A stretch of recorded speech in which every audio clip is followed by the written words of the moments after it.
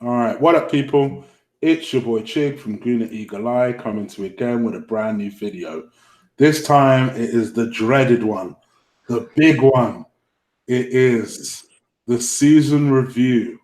And man, oh man, I have never seen so many people, especially earlier this week, that dreaded a tweet of mine.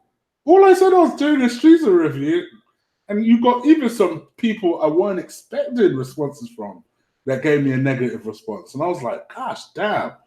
And I guess that was largely in anticipation of my guest. Please say hello to the people. Listen, love me or hate me, they can't avoid me, bruv. Yeah. All right. Seriously. So I've said this so many times. Good evening to everybody who's watching, by the way, and thanks for having me on again. I've said this so many times. I never understand why people get so triggered by an opinion of somebody they do not know. Exactly. Right? I don't get it. You don't know me. Yeah. Why are you so triggered? Yeah. If you don't like it, don't watch. Simple as. Yeah. But guess what? They'll still watch and they'll still hate, which means they've got nothing better to do on a Sunday night. So big up all the haters. Well said. For me, guys, the way we're going to do this is very simple.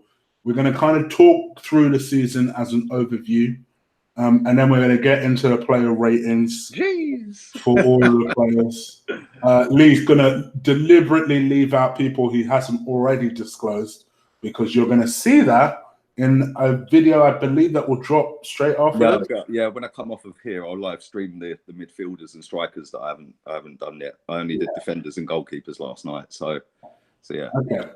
So, and by the way, people, even I disagree with some of Lee's marks. We're not killing each other. It is okay. You can disagree with us. It's fine. All right. So let's see. Hopefully, we won't go too long. It'll be an hour of our time. We'll enjoy it. Thank you to everyone that is slowly but surely filling up the chat room. And let's get into it. So Arsenal's 2019 to 20 season. Boy, it's been an interesting one. Let's start right from the beginning.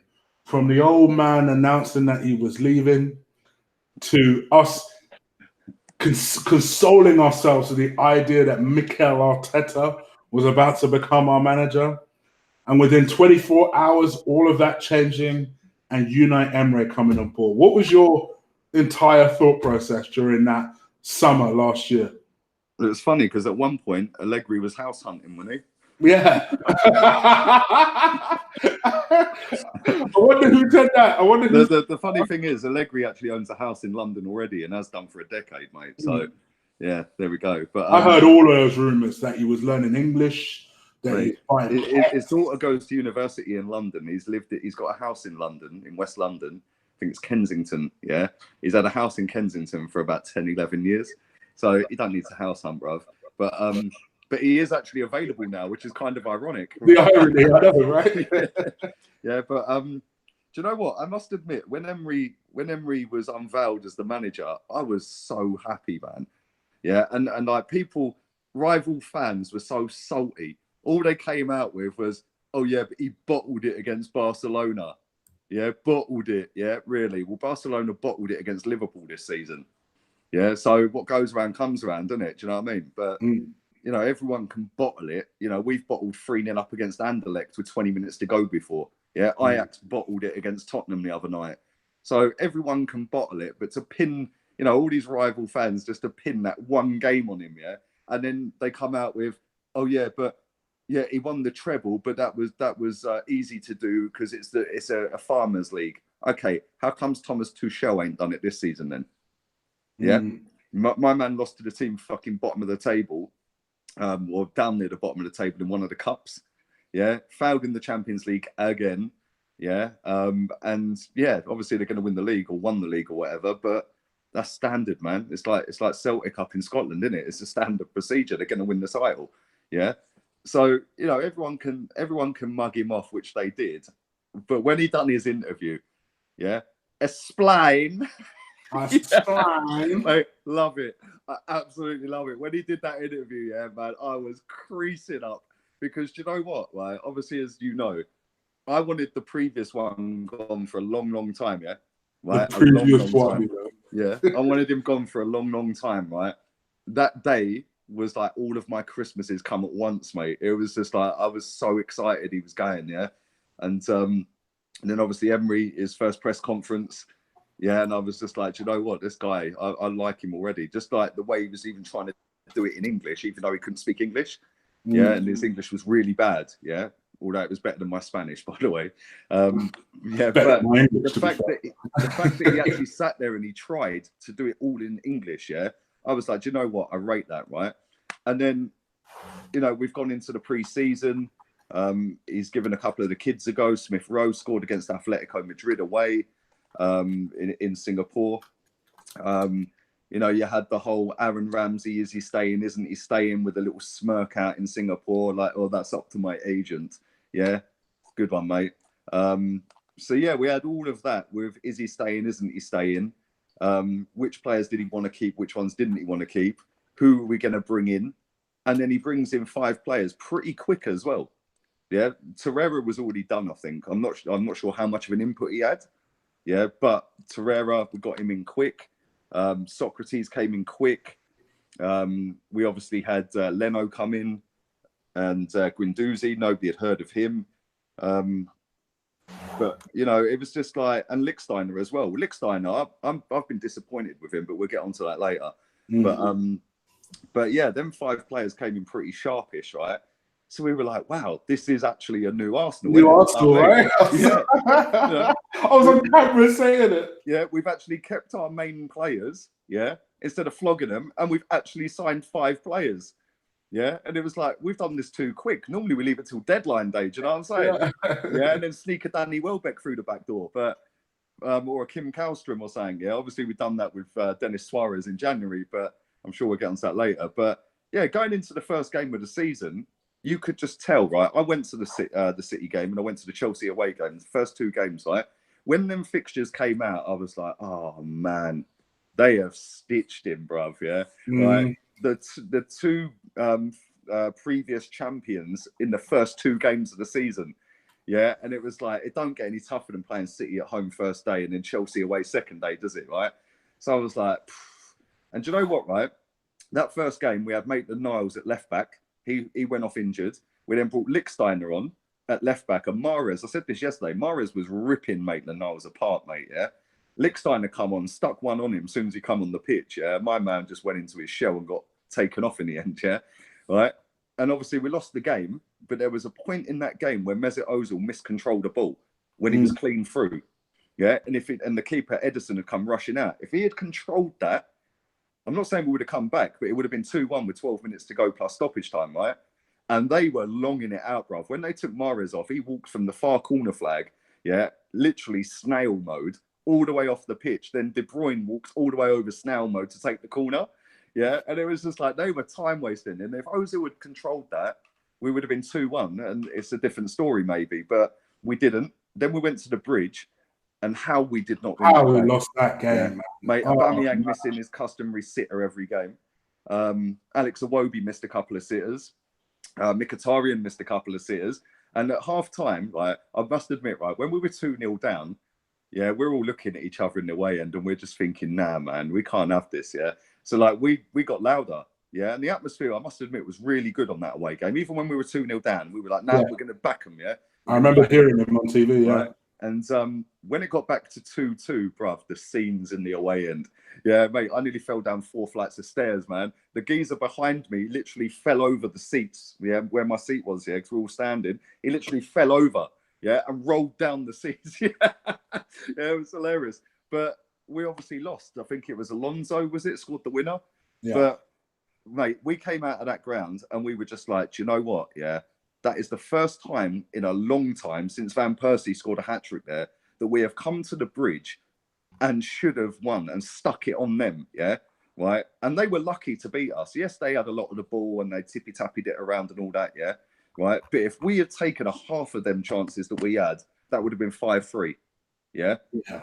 We missed some sitters. So we came out of there and we were happy. Like, listen, we'd lost 2 out of 2, but we could see that, hang on, this is the first time we've come to Stamford Bridge for a long, long time and dominated in terms of shots, yeah, and clear-cut shots as well, yeah, not half chances. So, nobody was really upset. We were gutted that we hadn't got a point, and obviously the media were out in force, like, oh, Unai Emery's come in, he's lost 2 out of 2. Yeah, but then obviously we went on to West Ham, and the superstar got dropped, didn't it? Yeah.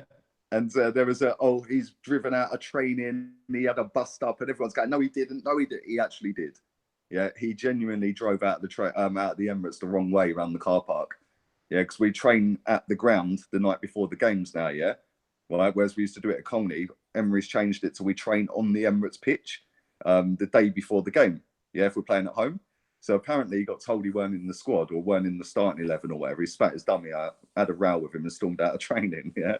Right, so, but that West Ham game, mate, they battered us. First half, they missed some sitters, man. That Felipe Anderson was on it, bruv. But I think to get that win the way we did, which was quite lucky against West Ham, because Snodgrass missed a sitter right on half time, and he could have put the game out of sight, yeah. But to get the points, it was just a release. Do you know what I'm saying? It was like, yeah, Emery's now arrived. He's got his first points on the board, and it was like a confidence from then on. And obviously, we went on a mad run after that, didn't we? Yeah, I think, I mean, kind of for me, going back to the beginning, I kind of always felt like the City and Chelsea game were a bit of a write-off anyway. So the Man City game, nothing really surprised me in the game. There was a lot of woulda, coulda, shouldas, and nothing ever really kind of popped off. The Chelsea game, I was really annoyed at because I was annoyed not for the performance, because it's like we always say with the boys, I just want to see you try. Just try. And they tried. They really did. And they were unlucky. I was more annoyed at the fact that with a little bit more of a kind of roll of the dice on that game, we should have won that game. Not even drawn that game. We should have won that game. And then I kind of just thought, all right, let's just scratch those two off. Our season starts now. So in the West Ham game, like you say, that was the game that Mesut Ozil was dropped. And you know what? For all of my criticism of Mesut Ozil, I was very surprised. I was very surprised that a new manager came in. I thought, right, I've had enough. I'm dropping. Do you know what was funny, though, right? After the Man City game, Emery came out and actually said all of the players need to work harder. Yeah. And he was asked about Ozil, and he said, yeah, including him. Against Chelsea, if you remember rightly, against Chelsea, got bought off, didn't he? He got hooked after 65 minutes, 62 minutes, right? Yeah. And he had the raging up, and he walked off with his languid style that he does. Yeah, but he was shocking at the Bridge. He was our worst player, right? And that was one of his worst ever games for Arsenal, right? So to be called out everyone after Man City, then to go and get hooked after Chelsea because you ain't cutting it, then to be dropped out the squad against West Ham, it was like, do you know what? We actually have a manager now, right, that don't care what your name is, You ain't playing every week if you ain't cutting it. You ain't, right? Right? And it's no coincidence, right, that he hasn't played a lot of the big games this season. Yeah, like I know he's played recently and he's come back in, but there was a point in the season and people were going, oh, but if he was back in the team, we would have won today. No, we wouldn't. Yeah, I remember people sitting there going, if he plays every game from now to the end of the season, we'll get fourth. Well, he has done that and we ain't. Yeah. So, listen, there's always an excuse around the guy. But I was happy that a manager came in. We see all the training ground footage coming out about how they're working harder and this and that, right? And I'm just happy that a manager came in and got them all out of their comfort zone, every single one of them. And some of them reacted the right way. He didn't react the right way to start off with. I think he has now. Yeah, I think he is working harder now. Yeah, you can see that. Yeah, he is working a lot harder. But there's certain games later towards the back end of the season where he ain't, and he slipped back into that revert to type mode. Do you know what I mean? But not just him, there's others in the squad that have done that as well. But we'll get onto them in a bit, I'm sure. Yeah. And then I suppose coming on to the West Ham game, man, because obviously just see Lewis make the point that Granit Xhaka was dropped in that game. Actually, he started the West Ham game. It was just Mesut Ozil that was dropped in the game, and Ramsey played in the number 10 position, and we played very well in the game, generally. It's a bit of a shaky start because it always is a shaky start. Mate, Felipe Anderson run us ragged that day, brother. He is a bull, trust me. He really did. It was a shaky start. In fact, I actually believe they scored first, and Natovic scored the first goal. And then our wonderful striker from last season really is a left back, Monreal, then equalised. And then Diop got an own goal and Danny Welbeck in the 92nd minute. And I think everybody thought, okay. That was a release, bruv. Trust me. It was a release, wasn't it? There was a big... Yeah, we've got our first 3 points. Because could you imagine if we hadn't won that game? Could you imagine if we hadn't won that game, though, yeah? The pressure would have been, hang on a minute, we've either lost or got 1 point or no points out of 3 games, yeah? Because we were already down the bottom anyway. Yeah. Yeah? Right? And it would have been, everyone would have been going, yeah, see? Told you be careful what you wish for, innit? Yeah. Yeah.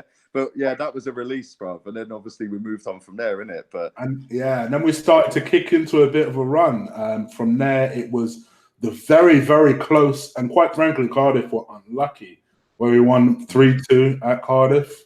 But again, that game, they hadn't scored a goal in 3 games. But Santa Claus Arsenal was in town.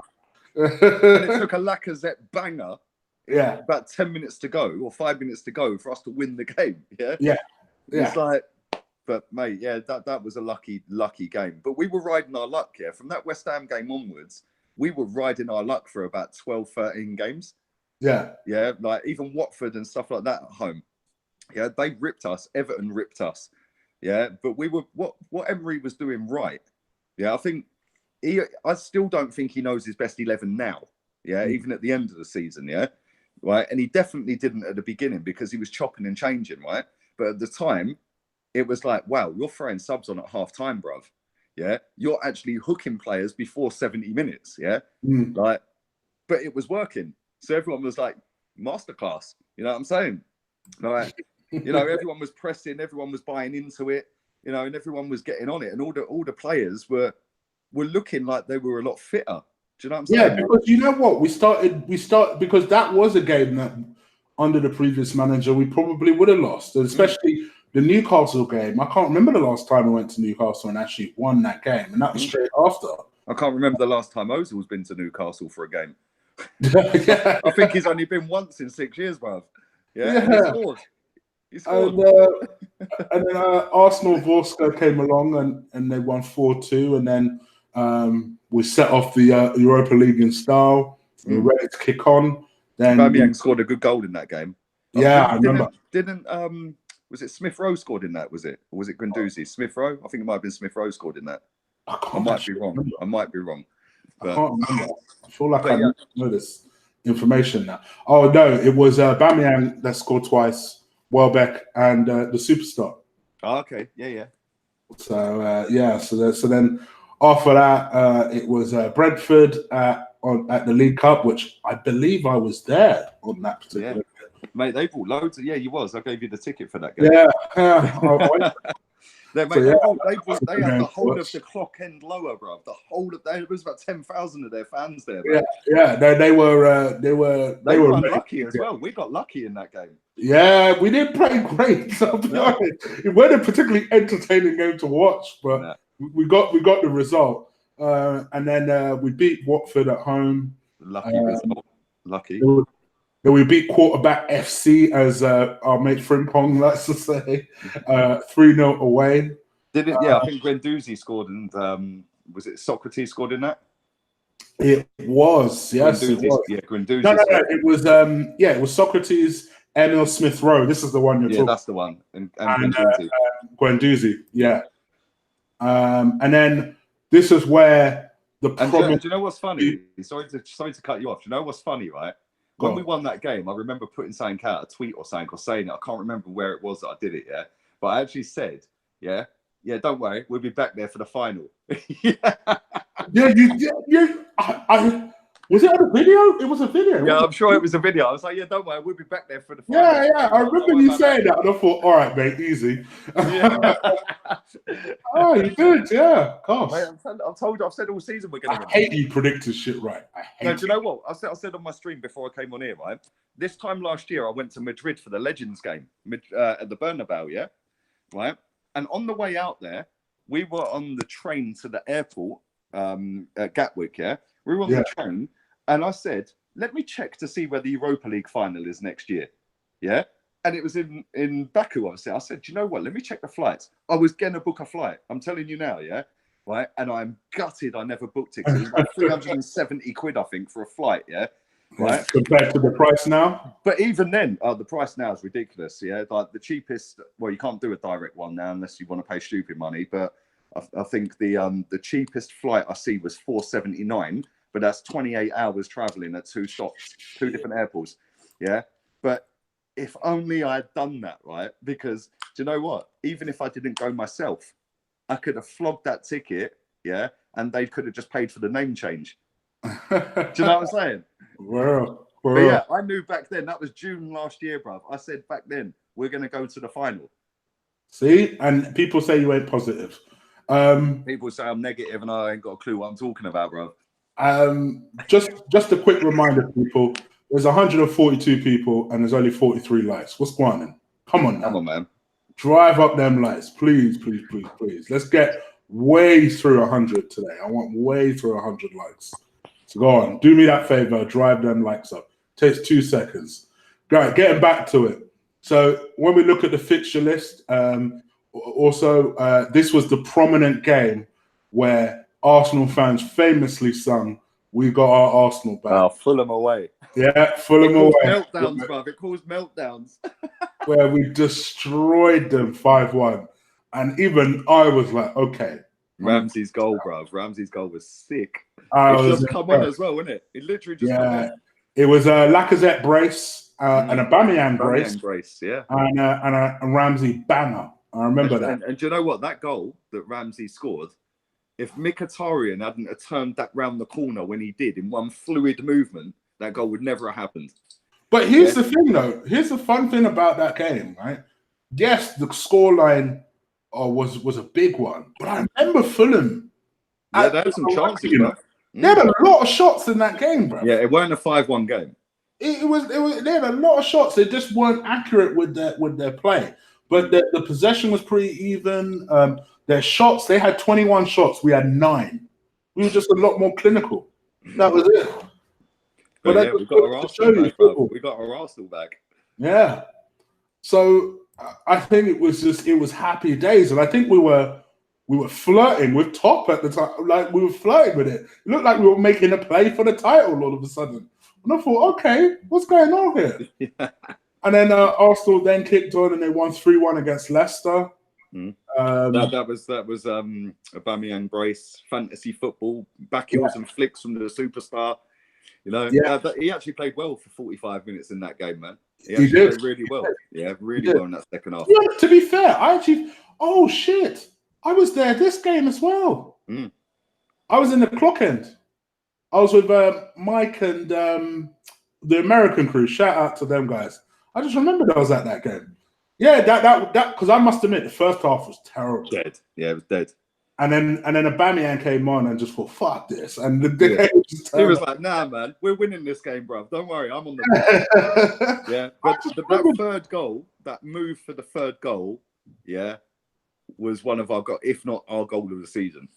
Yeah, that one where it was just fantasy football, man, from back to front, back heel, yeah, whipping it in, step over, dink pass, tapping. Yeah, that is what you call laying it on a plate, bruv, yeah? That is what I want to see. Proper football, yeah? And we ain't seen that enough from all of the team this season. We've seen it in fits and bursts, yeah? But we didn't see it enough. But at that point, right, we've played Fulham and battered them, yeah? Then we've done that to Leicester, and everyone's like, what? What's going on? So I was like, okay. And then we played what was supposed to be, on paper, the most difficult game of the Liverpool league against Sporting away. Oh, Sporting, yeah. Welbeck scored, didn't he? And then Welbeck scored, yeah. And that was a good finish victory for us. That was a good finich, man. Yeah, I remember that. And I thought to myself, all right. Normally he kicks the ground and falls over when he's clean through. Yeah. Yeah. But at the time, he was actually playing really well for us, wasn't he? Yeah. And he was scoring. And then, to be honest, although we started to stutter here, we still hadn't lost a game since the Chelsea game. So we drew to Palace, but there's something about fucking Selhurst Park. I don't know what is wrong with us. Xhaka scored a banger in that game. Yeah, Free kick. it was a game where, but I can never pronounce his game. Basically, that guy that plays in the centre for them that takes all their penalties. He scored two penalties for them. Yeah, Milojevic. Milahajlovic or whatever his name is. He never misses a penalty. Do you know that? Yeah, just buy him just to take penalties, bruv. He's such a good penalty taker. I don't think I've ever seen him miss. Such a good penalty taker. But he just bangs them. He don't muck about with all this like, you know, let me be fancy. He just runs up and batters. Bangs it. Yeah, and that's how you take a penalty, bruv. Do you know what? Because Mark Noble's a good penalty taker, and I'm pretty sure that's why he's still in the West Ham. Matt Le Tissier was the same. No mucking about, batter it in the back of the net. And Matt Le Tissier's got one of the best records ever for penalties. Yeah, I think he only ever missed one penalty out of about 48 or 47 or whatever it was. Yeah, don't muck about, batter it straight in the top bins. 100% agree.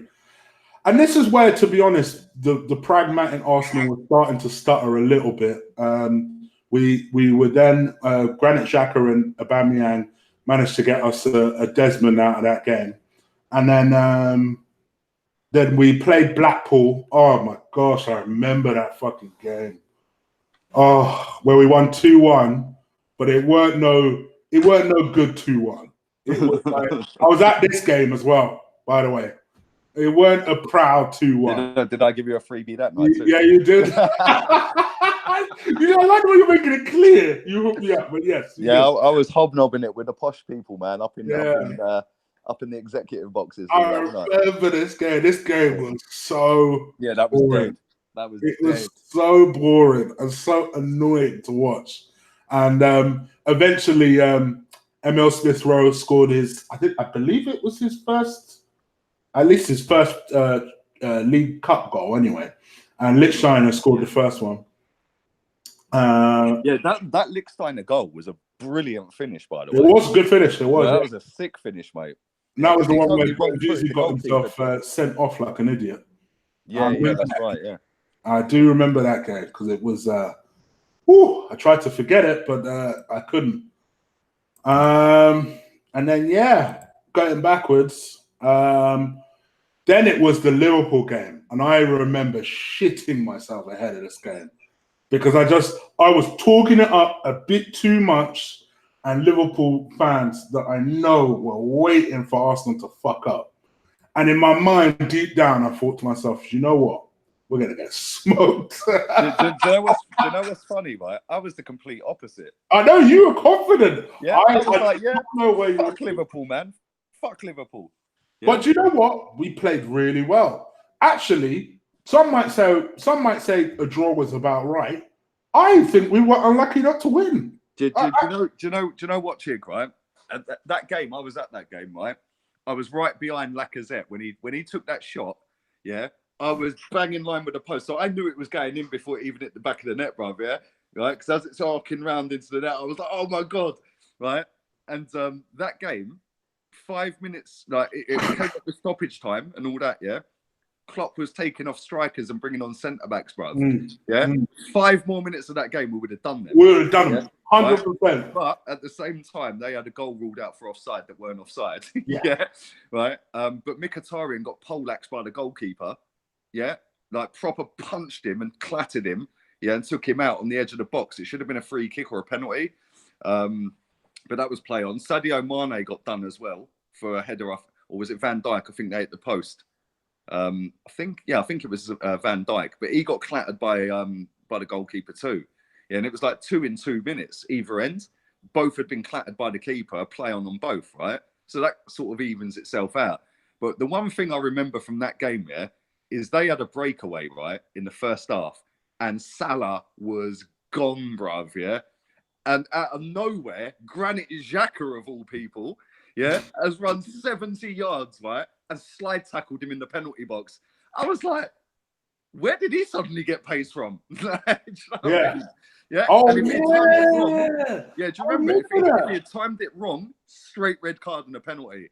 Yeah, because that was the one time he went to ground. I was like, I braced myself, like. But that game was funny. Yeah, that game was funny because everyone was going, you're going to get slapped. You ain't played nobody decent on this unbeaten run. Yeah, you're going to get battered. Yeah. all the Liverpool fans were mouthy, and it was just like, yeah, you were taking off fucking strikers, bruv, to bring on Matip. You know what I'm saying? Yeah, you were taking off Firmino and Salah to bring on Matip. Yeah, you know what I'm saying? Yeah, 5 more minutes, you would have been slapped back to Anfield, bruv. People are, by the way, you're probably noticing I'm messing with your audio. People are saying that you're a bit low, so I'm trying to see if I can boost You know it. what it is? It's because my battery is only on 22%, and I've got an iPhone X, so I have to charge in the same point the earphones go in. It's not got an aux cable. Yeah, it's not got an aux point. It's on the battery point on an iPhone X. So yeah, if I sound a million miles away, it's because I'm on 22% battery, and if I start coming up 21%, if I come off of the charging, it'll be dead in 5 minutes. Fair enough, brother. So yeah, I'll tell you what I'll do. I'll come off the camera for come off the camera, yeah. And yeah, once it gets up to 40%, I'll stick the earphones in and people will be able to hear me better. All right, yeah, sounds good. So yeah, so that was Liverpool, and I must admit, I went from that game feeling kind of proud of them that they fought. That's all I asked for, just fight, and that's exactly what they did. And then my disappointment started kicking in. So the Sporting return leg came at home. Dead game. These man had 10 men, and we still couldn't beat them. I was like, what? Dead game, bruv. You remember that game? Dead. It was dead. One of the deadest games I've ever watched. And then we always struggled to these lot, but then we drew 1-1 at the Emirates against Wolves. Yeah, Granit Xhaka with a nonchalant, let me just let the ball run straight past me and let him go clean for on goal. Oh, yes, I remember. Whereas the week before, he'd played out of his skin against Liverpool, yeah? Arrogant. But this was one of the few games that Mkhitaryan actually turned up in. That goal, we were lucky, bruv, yeah? That goal he scored in the 86th or 87th minute, I think it was. He was just floating that in for a cross. It just went straight in. Yeah. We were lucky, though, man. But then we got what I thought was a pretty good result at Bournemouth, to be fair, where we won 2-1. And I thought, quick free kick, and then Kolasinac squared it to Aubameyang. He slid in 2-1. Yep. That was Boxing Day, wasn't it? It was. It was Boxing Day. Yeah, and then we had Liverpool at Anfield. No, it wasn't. That was the 25th of November. Oh, sorry, that's November. Yeah, sorry. And then we played Vorsla away. Yeah, then we got Spurs in it. And then Spurs was straight after. Yeah. Another game, bruv, right? Another game where everyone's going, yeah, you might have got lucky against Liverpool and all that, yeah? Right? But Spurs, yeah, they're going to slap you all around the Emirates, bruv. Yeah? You don't even know what's about to happen to you. Yeah. Take the fucking L, sit back down and get yourselves jogged back on. Eric Dyer giving it all the shush and all that, yeah? Right? Nearly caused a mini riot at the North Bank, yeah? And who was the mug? Dele Alli. Eric Dyer telling Ramsey, go sit back down on the bench. Yeah. And I'll tell you what, that's for the one reason I give Ramsey a pass for the rest of his career. Just that, sit the fuck down, idiot. Yeah, Ramsey posted that on his Instagram, innit? Yeah. Because obviously he set up Aubameyang's goal, which again I was right behind. So when he hit it, as soon as it's left his foot, I knew it was in. Yeah. And I was just going nuts, bruv. That North Bank went mad, mate. Yeah. When it went 2-2, yeah, it was like, boy, because Leno punched one into the net, Eric Dyer's goal, innit? He flapped at it, yeah. Right. But when it went 2-2, everyone in the crowd was just like, we're going to beat these. Then Lacazette scored. And the funny thing is, it deflected off Eric Dyer. Yeah. Yeah. So it was like, yeah, we're talking about sit back down. He didn't have a great game. I know he scored, but he didn't have a great game, Dyer. No, he's shit, mate. Yeah, he's crap. Right. And then Lucas Torreira's clean. Lucas Torreira, a banger. But do you remember there was on hindsight, I know he scored, but he should have passed that to fucking Lacazette, bro. Do you know what? I said that to you, innit? Yeah, right? If he hadn't have scored that, Lacazette would have ripped his head off, bro. He was wide open for a tap-in, yeah? But do you know what? As soon as he scored that, right, he's just took his top off and we're just like, oh my God, bro, seriously, limbs everywhere. Yeah, everyone's falling over. Like, literally, people are falling over everywhere, man. It was mad. I came out of that game, yeah, right, and I've got a fucked back anyway, right? Yeah, but trust me, I was in agony for 3 days after that, where I'd just gone skit right there. Right, I could hardly walk. Right? But mate, that was absolute scenes, yeah. And everyone was just like, "Hey, Arsenal are actually doing all right, you know." And the thing we played so well. I was so proud of them that actually off the back of that game, I was really confident going into the Man United game because at the time they weren't playing well. Jose parked the bus. They parked the bus. Everybody hated Jose, but then I remember for some stupid reason we have this mental block when it comes to going to Trafford. And that's exactly what happened. It was 2-2, but we outplayed these fuckers. Conceded straight from kickoff twice. Oh, I couldn't believe it. We outplayed these fools the entire game, and even my friend Mustafi scored. And David De Gea flapping. That game. Just when you think about results like that, you look at results like that, you think, shit, we just picked up points here and here and there. Who knows what would have happened? Mate, we were still celebrating and they equalised 2-2. Yeah, same here. I was still celebrating here. And that was literally what happened. I was like, tell me we ain't fucking conceded already. Tell me that is not... what? That was Kolasinac cocking up, bruv. Oh, God. Yeah, but you know what? Yeah? But then I remember watching your review to it, and you said a thing that kind of made me get hope, and that was, we haven't lost yet. And I was like, yeah, we haven't lost, not since the Chelsea game. So I thought, all right, let me stay focused. So I thought, okay, cool. So we went into the Arsenal-Huddersfield game. We played terribly, but somehow won that game. Lucas Torreira bicycle kick, bruv. Yeah, Torreira as well. That game. And late in the game as well. It was like the 83rd minute. Huddersfield were kind of... They literally parked the bus, mate. They didn't even cross halfway. Yeah, but we were shocking that night, right? Oh, man. But you know what the funny thing is? Yeah. If, again, why did he try and do a bicycle kick? What are you doing? Just tap it into an empty net. Well, he did it. It worked. And then the Karabag game came. And again... that was when the superstar was back in the team, innit? Yeah. We'd already qualified top of the group and we're playing. Yeah. We didn't play great, though. We did not play great. Lacazette scored a banger in that game, 1-0. Yeah, Lacazette scored, and like you say, the superstar is back. And in fact, I think that was AZ Maitland-Niles' last game at left back. Yeah, I think it was. Yeah. And then Southampton. Then Arsenal went to Southampton, and this is where it all went tits up. So we lost the game 3-2. As we always seem to do when we go to St Mary's. Yeah, we turned Danny Ings into a prime Lionel Messi. Yep, that's pretty much what Granit Xhaka, Lichtsteiner and Koscielny at centre-back. Yeah. Yeah. Mkhitaryan played well, though, got himself a brace. He always scores against them. He does. He plays well around Christmas for some reason. I don't know why. Yeah, he does. And do you know what was weird about that game, right? It's like, you know, we got back into the game, yeah, and then Charlie Austin comes off the bench, right? And I think that was Koscielny's first league game. I think the Karabag game was his first game back, wasn't it, Koscielny? Yeah, it was, 100%. Yeah.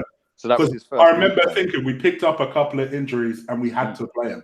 Yeah, and he was at fault, him and Leno, for all three of them goals. Yeah. So it was that game, and then I was at this game as well. Spurs, North London derby, quarterfinal League Cup. Yeah. Where we lost 2-0. I just thought Ali and Son won it. Son and Ali. Yeah. We didn't even look close to winning that game. We just looked completely outplayed. Yeah, they looked disinterested, man. Didn't want it.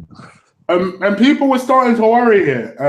And then our 22-game unbeaten run had come to an end, and then we get knocked out of the cup. Do you know what I mean? Against them of all people. And then we beat Burnley at home. You would expect us to win that. That was 3 days before Christmas. Our Boxing Day game was at Brighton. Brighton, yeah. We always seem to not do well. Yeah, Santa Claus, Arsenal. Yeah. Yeah, and gave him a what's draw. his name? Lucardia gave him a free run clean through on goal and he scored 1-0. Yeah. After And Aubameyang scored a banger in that game as well. And then we got absolutely molested by Liverpool. There's no other way. Mate, do you know what's weird about that Liverpool game, right? Is Ainsley Maitland-Niles scored a great goal, brilliant cross from Iwobi. We're 1-0 up, and we're like, oh my God, we're back. Yeah, we've actually taken the lead at Anfield. Yeah. Right, after being slapped for about 6 years in a row at Anfield, right? And then, 3 goals in 20 minutes. no look goal from It's almost like the goal just pissed them off. It just basically pissed them off. They were just like Firmino was just jinking past players like it was like a training game. Do you know what I mean? And like no look goals and everything. You know what I mean? Yeah. And I just thought to myself, oh my! It was like a nightmare was being lived out because I just started thinking all the people I know that support Liverpool are gonna be buzzing off my phone in a hot second, and I just thought, oh, okay. And then we smashed Fulham 4-1 at home. They followed that up with a 3-0 victory at Blackpool the day before my birthday. I remember that. Joe Willock scored twice. Then we lost to West Ham, which annoyed the fuck out of me. Yeah, Xhaka error, letting Declan Rice score. I remember that specific error as well. Yeah, Nasri's first game since he come back from his suspension is banned for being drug tested. Yeah. Comes back and he turns into again another prime Lionel Messi. And to be fair, and that game put a lot of pressure on the Chelsea game after that, and we played amazingly well. Yeah, it's Chelsea. Still top 3 performances this season. Do you remember the still photo of Eden Hazard face down in our penalty box and Aubameyang running off with the ball? Yeah, do you know why I remember that? Because I still have flashbacks of Hazard leaving Coquelin on the floor like some sort of bitch as he ran past him. So I love that. I love that. But do you know what? Yeah, why can't we play like that every week? Every week. But do you know what wound me up in that game? Yeah, Lacazette got substituted, and our fans all jeering and booing because he's going off. Yeah. Yeah, I remember your rant on that one. Yeah. Then Giroud's coming on, and the whole stadium are singing his name. It's like, listen, he's coming on to score against us, bruv. Yeah. Like, what a weird fan base. You're going to boo a substitution, yeah? And then you're going to cheer for the opposition. And then Ramsey, the substitute who come on, scored the decisive goal that killed the game. Yeah. It's like, come on, man. Seriously, cheering Giroud. Seriously, man. Somebody said to me in my stream earlier, would you take Giroud back? I said, yeah, I'll take him back to France and leave him there.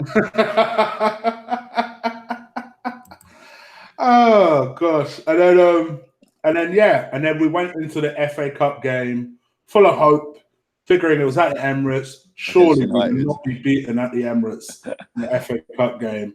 And we lost 3-1 to United. Alexis scored, celebrated. Then all the United fans were running their mouth. Rat boy moonwalking at the Emirates, turning it into a nightclub. Yeah, I remember. You know what? Somebody in the North Bank nearly took my eye out with a coin, man. He threw a coin, and like I could hear somebody proper going at it, just like proper screaming and shouting. So as I've turned around, this coin just whizzed straight past my face, and Ashley Young picked it up, didn't he? Yeah. And I do, I remember. I remember that. And then he put a tweet out: heads we wins, hows you lose, or something. Yeah, and it was like, okay, cool. You can have your moonwalk and your Alexis goal and all that. That was last of the season. Don't worry about that. Yeah, good luck against Wolves, bro.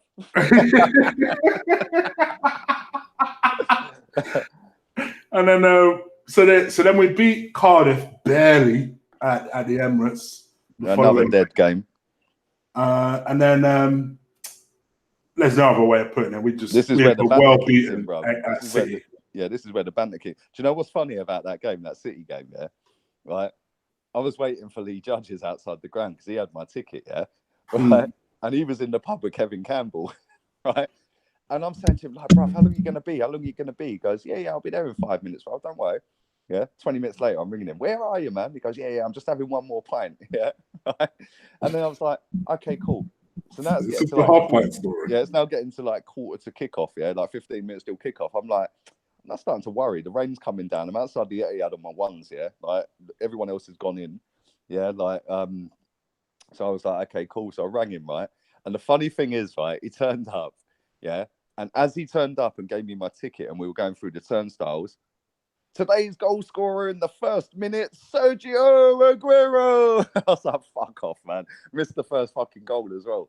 First minute. Yeah, but mate, we deserve fuck all that. They could have absolutely ripped us 6 or 7 that day.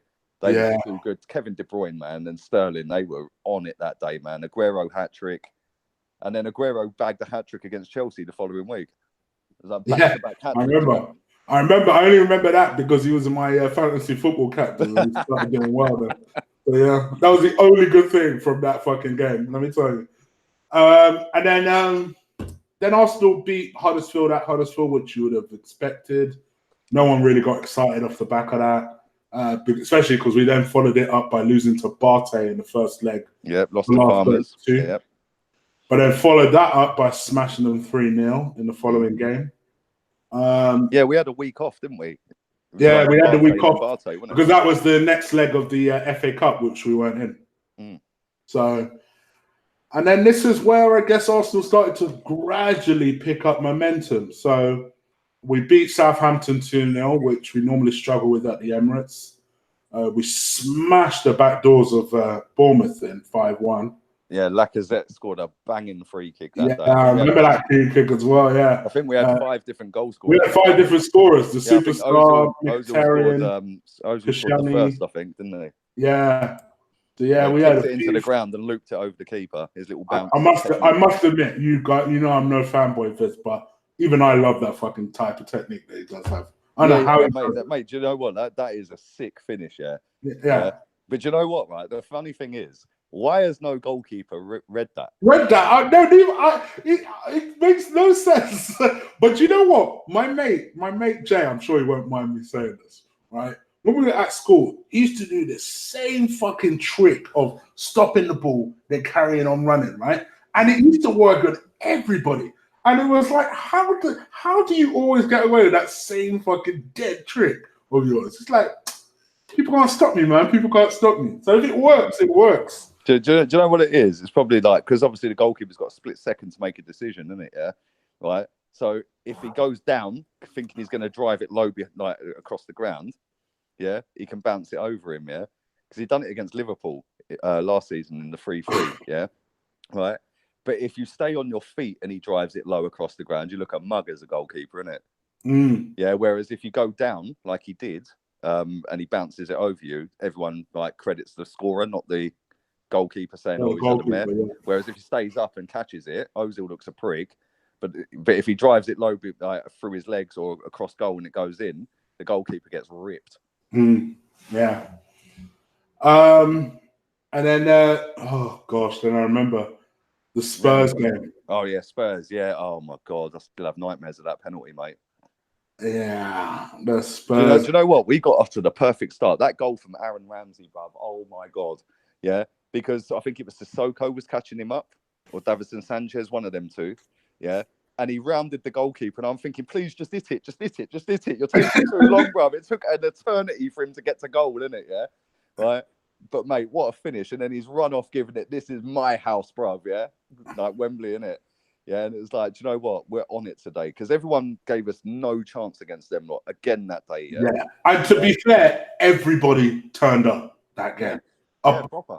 Everybody was on it. Everybody put in 100% commitment. Yeah. And then the game plan came off to a T. Yeah. The only thing that failed was the penalty. If he scored the penalty, Emery walks out of that football ground as an absolute tactical genius, because everything he did was spot on. Yeah. Yeah.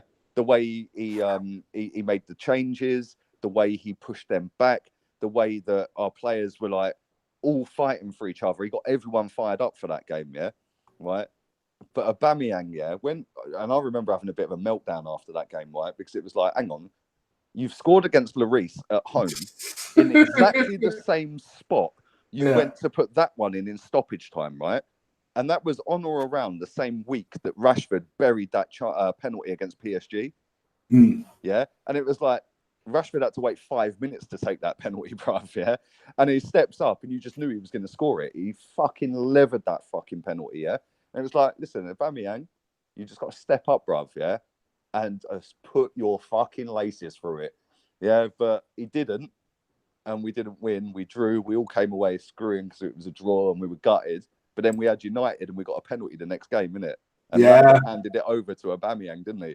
Yeah, I was gonna say, yeah. So... and he did, and he had the cheek to put it in the same spot. Well, actually, between the Spurs game and the United game was the Rennes game where we were developing this habit of losing the first legs. We lost this one 3-1. We were like, what? Yeah, Monreal had a paddy up in the corner flag in stoppage time, didn't they? Socrates got himself sent off, didn't he? So, but yeah, and then so we were worried about that, and then everyone was bantering us. All the United fans, Ollie's at the wheel. There you go. The United fans were weirdly confident, like they were going to come to the Emirates and beat us. And I thought to myself, all right, I get that you beat us in the FA Cup, but you lot are not on blistering form, and we're no chumps at the Emirates. So what made you think that you were just going to come there? Yeah, because at that point, only Man City had beaten us at home in the league. Yeah, at that point, yeah. So it was like it was just a weird sense of confidence they had. So it was almost karma repaying them. Do you know what was funny about that game, right? De Gea was in meltdown, isn't it? Yeah. Oh, he had a horrible game. Meltdown, bruv, right? And Xhaka scored like it weren't even a hard shot. Yeah, just had a bit of swerve on it, but the goalkeeper took a step to the left, which then put him off balance to go back and try and even save it. Yeah, right. But Lukaku, man, Lukaku. Yeah, I swear to God, my man is playing with Dr. Martens on, bruv. Yeah, I swear. How did he hit the bar from 2 yards out, right? Then he's took another one. He's rounded Leno, literally rounded him, put Leno on his backside, yeah, and still missed. Yeah, Leno saved it. Yeah. And like Man United fans after that game, right? Because obviously Aubameyang scored the penalty and killed it, yeah, right? Man United fans were giving it, oh, we dominated that game. Oh, we slapped you up. You got lucky, yeah? You got lucky, yeah? Go and have a look at the stats. Both had 14 shots each. Yeah, they had one shot on target more than us. Yeah. Do you know what I'm saying? Yeah, I know Lukaku hit the bar. I think Fred hit the post, but that was... Everyone thought that was going wide, and it suddenly just curled round the post. It just curled back in. Yeah, right? I remember that. Yeah, but mate, we deserved to beat them that day. We did. Fully slapped them in. Like they had their first 5-10 minutes, yeah. But as soon as Xhaka scored, we dominated that game for about half hour. Yeah, and then we just game managed it out. Yeah, I 100% agree. And then obviously this is the most recent part. So we beat Rennes 3-0. Everyone was happy, but then we got brought down, crashing to earth when we were drawn against the worst possible outcome of Napoli. I remember that. That whole I was night. the only person saying bring Napoli on. Yeah, I must admit, I kind of fancied it because I know we got a good record against Italian teams. So I thought, you know what? Bring them idiots through. Everyone was shitting their pants about Dries Mertens and Insigne and Koulibaly. Yeah, fuck them, man. Pace merchants. And then this was the point where we looked at the fixture list and we thought, hold on, we don't have any big teams left. And we're in the last 8 of the Champions League. Europa League. Sorry, Europa League. Oh, if only it was the Champions League. Be careful what you wish for, Chig. Maybe, just maybe, we might be able to make the Champions League. So then it was a good start. We beat Newcastle 2-0. I thought, they didn't even bother turning up, mate. Do you know what was weird about that game, right? Is I felt sorry for their fans. Yeah. It's a long way to come to see that. All the way down from Newcastle on a midweek. Yeah. And they didn't even cross halfway. I think they had one shot, didn't they? Yeah. And then we lost to Everton at home. Away, I should say. Fully deserved that. I think Sigurdsson had more shots than we had. But then people started getting their spirits back up we beat Napoli 2-0. And everyone thought, hold on. We beat Napoli 2-0. Okay. That could have been 20. This season isn't at a loss yet. And then luckily, absolutely luckily, we beat Watford 1-0 away. With Deeney being sent off. Where's the cojones now, brother? That was funny. It wasn't even a red card. And I can say that. I can say that even though I do like Iwobi. If you know, you know. Yeah. Arsenal then beat Napoli away. Laka with a banging free kick. We were all justified we were both at least justified in wanting Napoli in that next round. The one I was worried about was before you go. Sorry to cut you off. Yeah, that Napoli away game.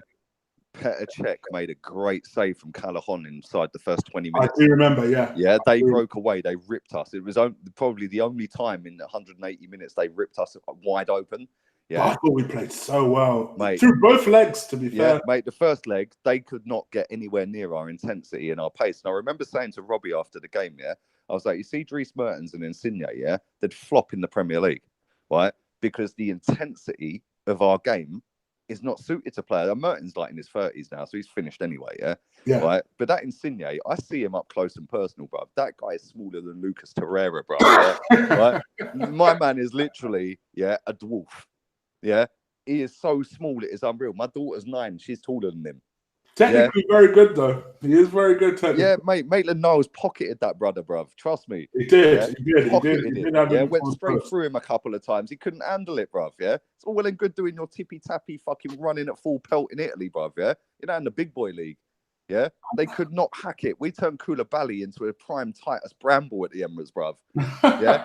You know what I'm saying? The Senegalese Titus Bramble. He looked crap at the Emirates. Yeah? And then Arsenal... This is where I thought, okay, the league's gone. When we lost 3-2 to Palace, and deservedly so, to be honest. Yeah, that could have been more. Mustafi with an absolute masterclass in how not to defend. Yeah, to be honest. And then I just knew we'd lose to Wolves, and we did. 3-1. 3-0 at half-time. We did a watch-along for that, innit? Yeah, I knew we'd lose. It was on my dad's birthday as well, that one. I knew we would lose that one. And then we lost to Leicester.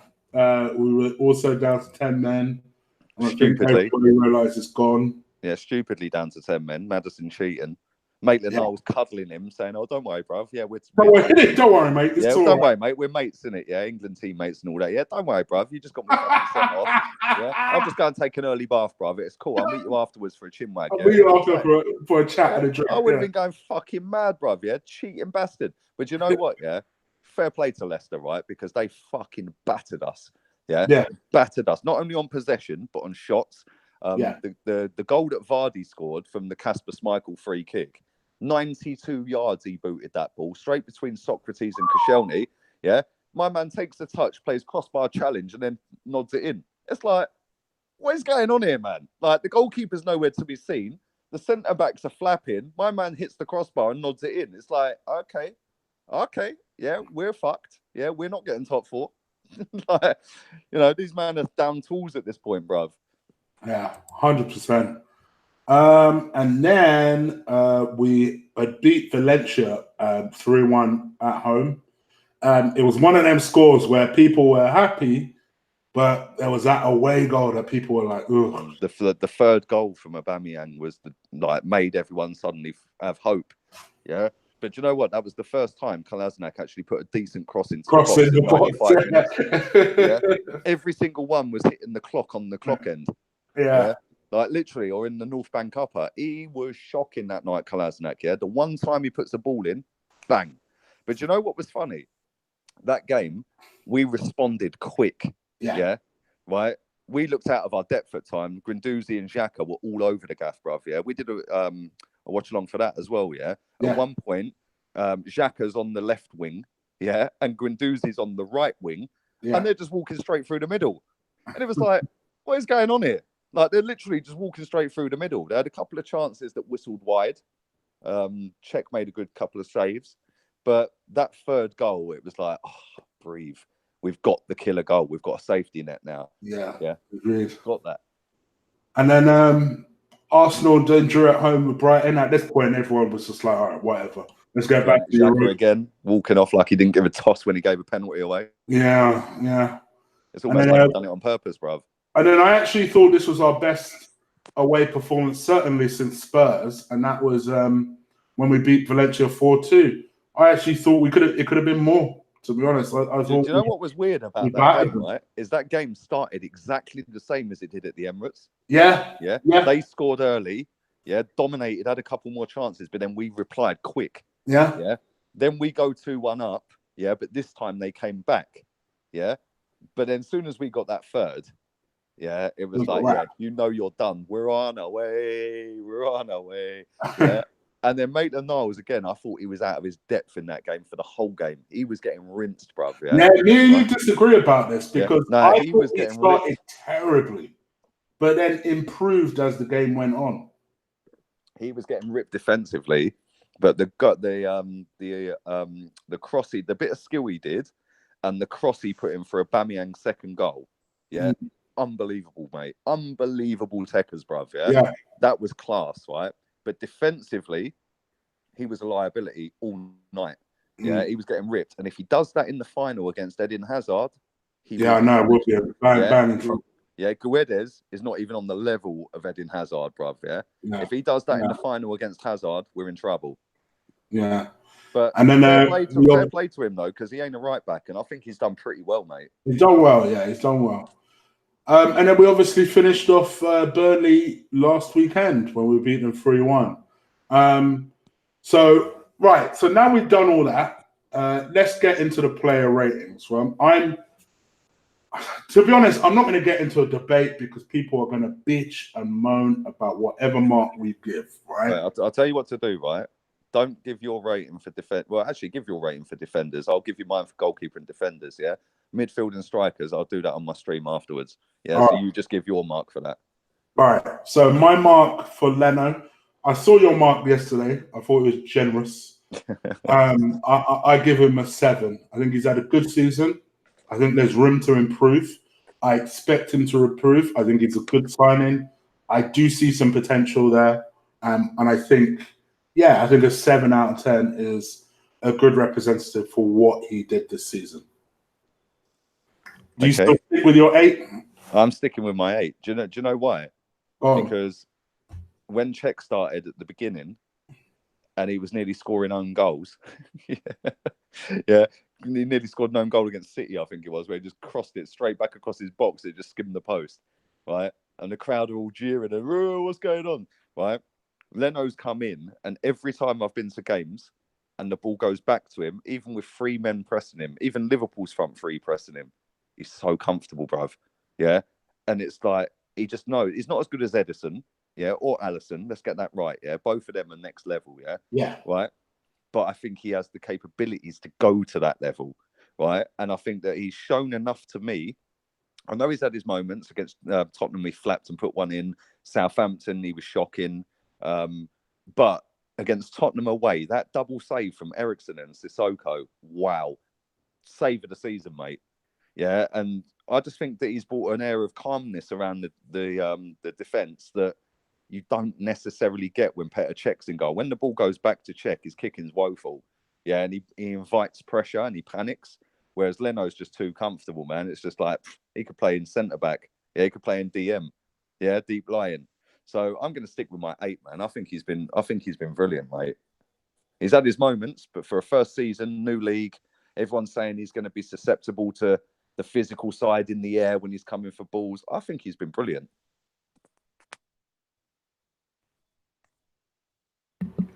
Hello? Still there, mate? Yeah, I'm still. I'm just, all right, I'll tell you off there. All right, let's go. So what I'm going to do, we're going to go positions and talk about the 2 players that played in that position. I'm going to talk about Jenko or anyone like that. Just talk about the players that played in that position. So let's start off with marks out of 10 for Bellerin, first of all. I gave him a 7 yesterday. Okay. I think that we've missed him more than we know. Yeah, and I've been a massive critic of this geezer. Yeah, over the last 2 seasons. Got famous for it. Let's be real. Yeah, I went a bit viral, didn't I? But yeah, I think that he's come into the team this season and he's actually properly brought into what Emery wanted to do. Yeah, I think that his crossing's got a lot better this season. Mm-hmm. Yeah, his decision making. And the thing is, the game he got injured, was it Chelsea? Yeah, I think it was Chelsea at home in the 2-0, wasn't it? Yeah. Right? That game, he had a chance to square it to Lacazette for 3-0. I think actually it might have been only 2-0 at that. Like to square it for 2-0, yeah, right. And he took an extra touch and then passed it, and they blocked it. I think Aspilicueta blocked it, whoever it was, right? And he stood there for a full 20 seconds. We got a corner out of that, right? And he was right in front of me, yeah, in the North Bank, and he's standing there with his head on his hand on his head, yeah, knowing that that was a massive, massive chance, yeah. We then get the corner, whip it in, it clears. Literally, a minute later, he goes lunging into a tackle, yeah, and he gets injured and he's out for the season because he was trying to overcompensate his cock up from earlier, yeah. And I kind of feel sorry for him, right? Because listen, that guy has made me eat my words this season at times. I know he's only played half the season because he's had a couple of injuries, yeah, right. But when he has played defensively, I still don't think he's great, but I think he's decent, and I think he can get better. Yeah, but going forward, he is a massive threat and has been all season. Yeah, and it's a shame that him and Holden, who we're going to come on to in a minute, yeah, right? But it's a shame that both of them have been injured, because if they weren't injured, we would have pissed third. So I'll give him a 7. Yeah, I think he's gone on this season back to the Bellerin that we knew when he first broke through. Agreed. By the way, I'm also going to give Chig I was going to give him a 6. I'll give him a 5. I gave him a 6. I'll give him a 6. I'll give him a 6.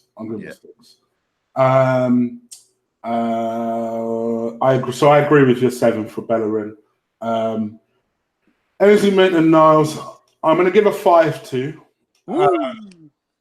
I think he's had really good performances, but man, when he's had stinkers, So I'm going to give him a 5. And quickly, just for Lichtsteiner, I'm going to give him a 2. Oh, wow. Wow. It's been bad. I'm gonna give Maitland-Niles a 6, because I think he's played out of position, left back, right wing. Yeah, he's not played in centre mid all season. I think he's been fantastic, mate. He's had his moments. He was a liability in the first 20 minutes at home against Valencia. Nearly passed them in for 2-0. He was a liability all game against Valencia away, in my opinion. But scoring at Anfield, covering at left back, opening game, playing at right back, right wing. I think that I just hope he don't end up like the Ox, do you know what I mean, where he don't pin a position down. But for me, I'd give him a 6. Lichtsteiner, I'd give him a 4. Yeah, the reason I'd give him a 4. Give him a 4? Ooh. Yeah, the reason I'd give him a 4, right, is because he can cross a fucking ball, bruv.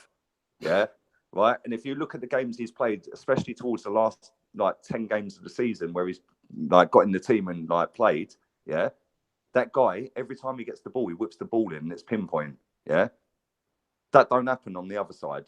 Yeah, unless Monreal plays left back. Yeah, but he don't, because he's now playing centre back. Yeah, right. He can cross a ball. Right, he can defend. He gets stuck in, but at times he has been an absolute liability. But I think he's been a liability when he's played centre back.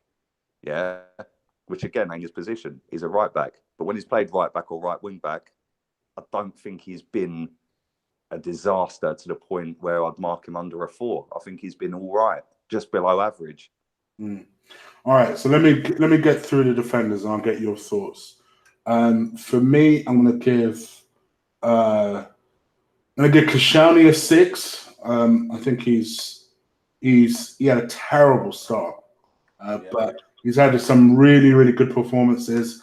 Most recently, it's dipped a little bit, but I think the whole team has. And it could just be due to the fact that he's tired.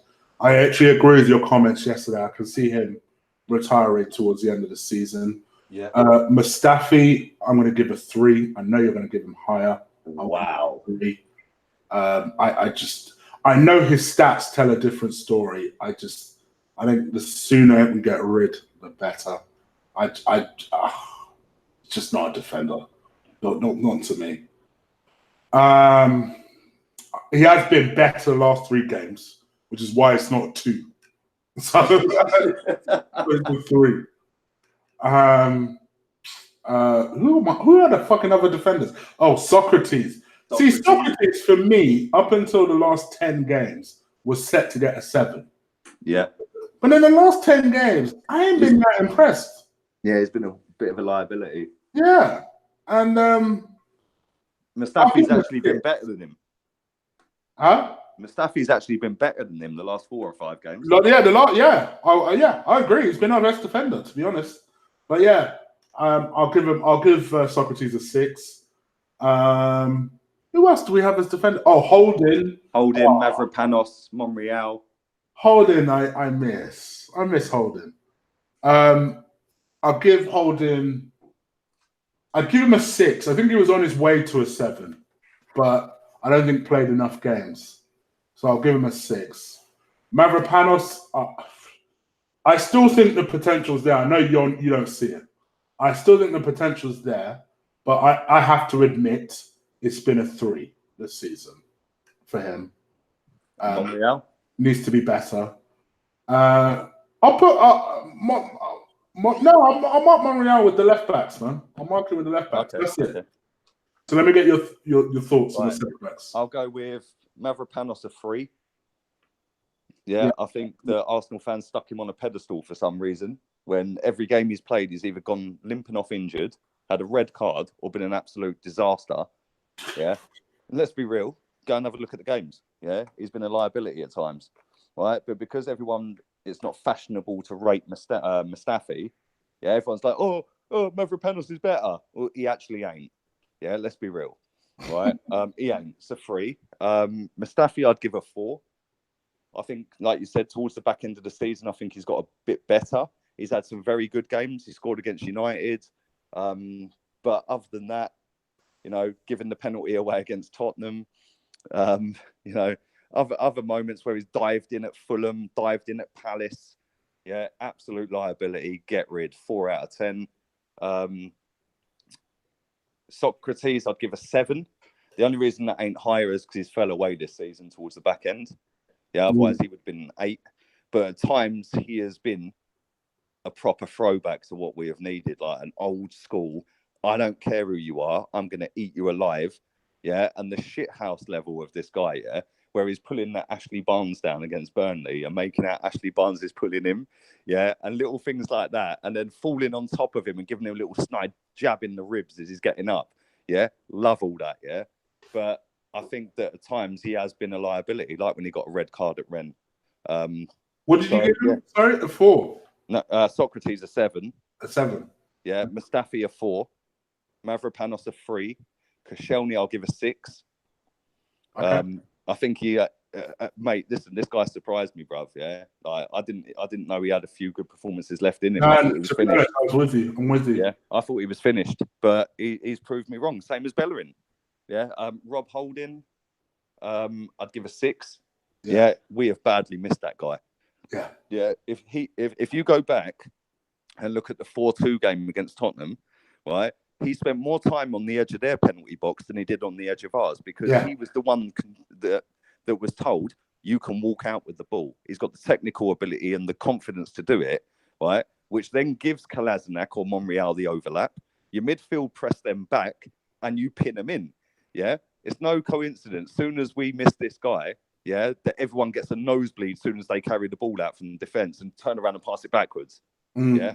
Right, 6 out of 10. And then obviously on to left back, Monreal and Kolasinac. I gave both a 5. Oh fuck! That was what I was going to do. Yeah. do you know what? Monreal. The only reason I'd give Monreal a 5 is because he's played at centre back and people have targeted him. Yeah. So for me, I gave Monreal a 5 because I think you can still trust him to defend. It's just his pace is gone, man, and he weren't that hot to begin with. So, like you say, I think people with pace have been targeting him. I think he's done well when he's played at centre back. I actually think he's done slightly better at centre back than he has at left back. So you can see why Emery often opts to play him as that third centre back. I think he does well in that spot. Do you know what it is with him, right? When he plays at left back, yeah, or left wing back, he has actually got a cross on him, right? And he chips in with goals. Yeah. When he plays at left centre back, I just panic. Yeah, I panic because they target him. And then when you've got Kolasinac so far forward and don't like defending, yeah, that side gets ripped apart, mate. Yeah. It's no coincidence that Watford, Wolves, Everton, Leicester, they were ripping that side to pieces because they know, yeah. And when he plays at left back in a 4, yeah, mate, you can see what. Listen, I rate Monreal. I think he's been so consistent since he's been here, right? But this season, as highlighted, he is finished. Yeah. And none of this sentiment crap about keep him to because he's got experience. Nah, get rid, mate. Yeah, 70 bags a week. You're done. Ta-ta. Thanks for the 3-4 years, 5 years, whatever it is. Yeah, 7 out of 10 most weeks. Scored the goal against Man City in the semi. Thank you very much. Pack your bags. Adios, amigos. Yeah, and Kolasinac for me is just not good enough in my opinion. If it was possible to replace 2 left backs at the same time, I would. If we can't, then we need to replace Monreal first before we get rid of Kolasinac. But they're both on my hit list. Potential candidates for the chopping block. Let's put it that way. Again, if you know, you know. For those new subscribers I've gained today. Right, so let's go on to the midfield, which I know Lee will probably give his overall thoughts about, but I'm going to just do the midfields really quickly. Mkhitaryan, not good enough. I'm going to give him a 3, and the only reason I give him a 3 is because of the month where he was unbelievable. Otherwise, it'd be a 1. He won our Player of the Month, you know. Yeah, but he deserved it that month. Other than that, he's been a useless signing, and the sooner we get rid of him, the better. Yeah, when he came back for that month and he actually played, yeah, it looked like the Mickey from Dortmund. Exactly. Yeah, he had an extra burst of energy, and he was going past people, he was scoring, he was setting up goals, yeah, and it was like, oh, you've actually decided to turn up in England, bruv. Yeah. Where's he been since and before that? Yeah, because it was literally 1 month. Yeah. I'm gonna give him a. Oh, it's been so disappointing. I'll give him a 3. Who else plays on the right hand side? No one really. I'm just going to talk about midfield generally. Torreira, I'm going to give a 7. I think it should have been higher. We do see him very tired a lot in games, and he was a liability at times, mate. I've said for months, I think there's a real stamina issue there with Torreira, and I hope. But this is what I said, Chig. Yeah, we're coming back to the Napoli thing earlier. Yeah, right. Coming from the Italian league where it's not as intense. Yeah, he's come in. He's a young kid. He's only 22. Yeah, like people forget that. Right, and he's come into this league and it's super intense. Yeah? Well, that was what I was going to say. Yeah, I think because it is his first time in the league, I think it will improve. He's used to the winter breaks and he's not used to the intensity, so I expect that to be better. Don't get me wrong, people. This is still a great signing. I just think, it's just I would want that sorted out next season. So yeah, I'll give it a 7. Granit Xhaka ain't getting a 6 from me. I mean, let me make that nice and clear. I don't know how some people could give 7s one season, say they've made an improvement, and then he gets a 6 the following season. For me, has he improved? Yeah. It would be hard to say no. Couldn't have got much worse from last season. But has he improved? Yes. Is he this be-all, end-all, we must need him at all-cost player? Nope, get rid. Yes, I do think we need a player where he is able to link up the defense, the midfield, and the attack and be that number 8. I hate the expression, but the quarterback role. But it ain't Granit Xhaka. I don't care what anyone tells me. It ain't him. No, I agree. To me, I'll give him a 4. I've seen a handful of good performances, but he's also made a handful of costly mistakes. Yeah, and that was why we did the little breakdown that we did of the season, because you heard when Lee said, "Oh, it was Granit Xhaka that cost us there." It was Granit Xhaka that cost us there. Yeah. There's a reason for that. Yeah, so West Ham away, Wolves at home. You know. Yeah. So many games. Yeah, so many games. Brighton. Yeah, Brighton giving the penalty away, didn't even care. Didn't care. And I'll give him a 4 for that. Guendouzi, I like him though. I like him. I think there's something there. I know a lot of our fan base don't rate him, you know. Right? You know what? We're going down on a Wobie road. And do you know what the funny thing is, right? Our fan base call for all the kids to play. Oh, put the kids in, put the kids in. You put a kid in for 47 games, then you rip him apart. Rip him apart, right? I know. We're going down on a Wobie road with him. I still think he has something, but I must admit, in my opinion, I'd like to see Emery play him a little bit less. Yeah, I agree. Spotlight a little bit more. Agree. Manage him a little bit better. But I still think there is something there.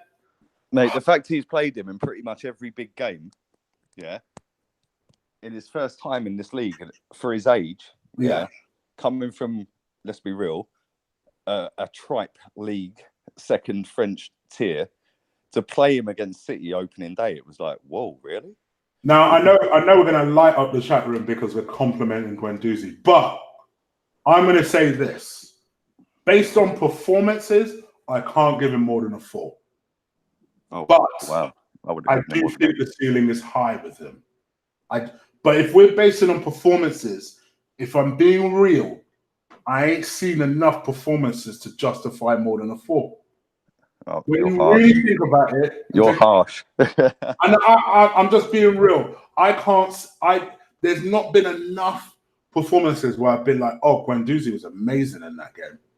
There's not been enough of those. But that's not me saying I've lost faith. That's not me saying that I think he's a shit player. I see it, but I want to see it. Does that make sense? Yeah. I see it, but I want to see it, you know? And I ain't seen it yet. And that's for me, that's a 4.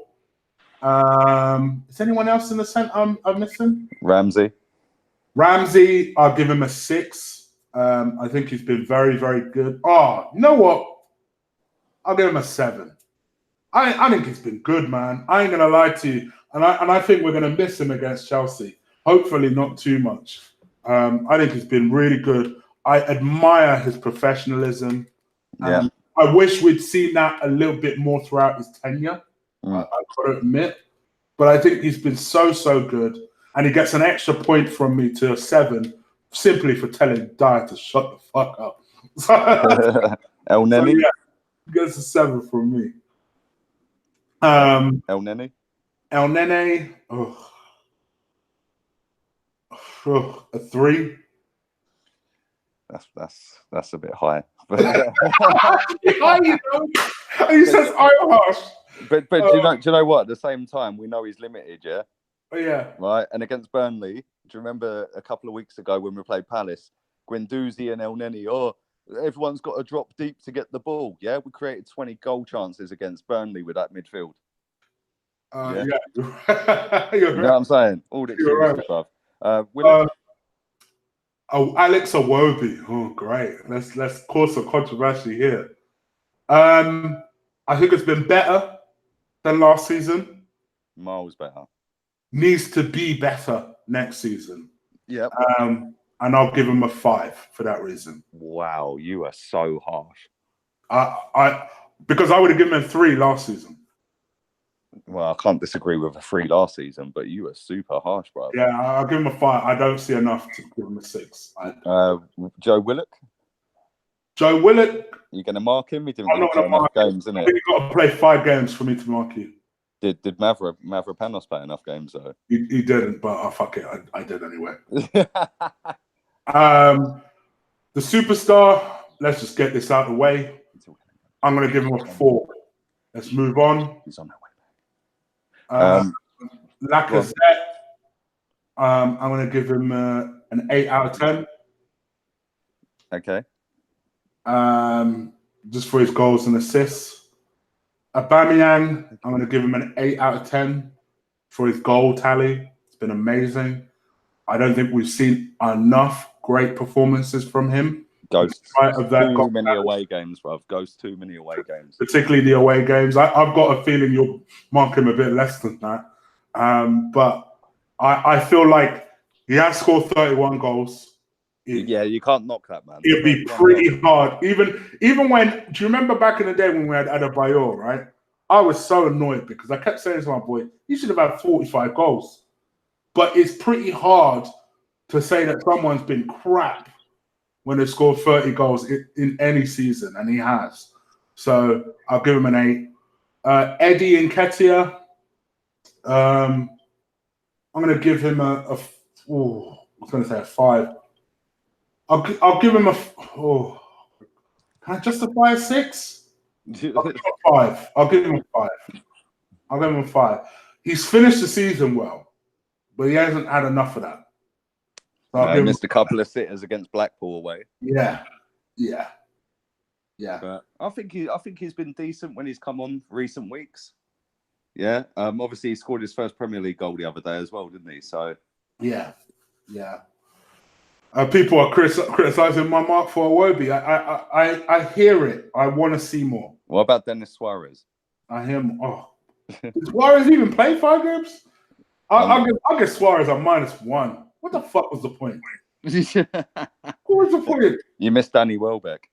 Danny Welbeck, I actually thought until he got injured was doing okay.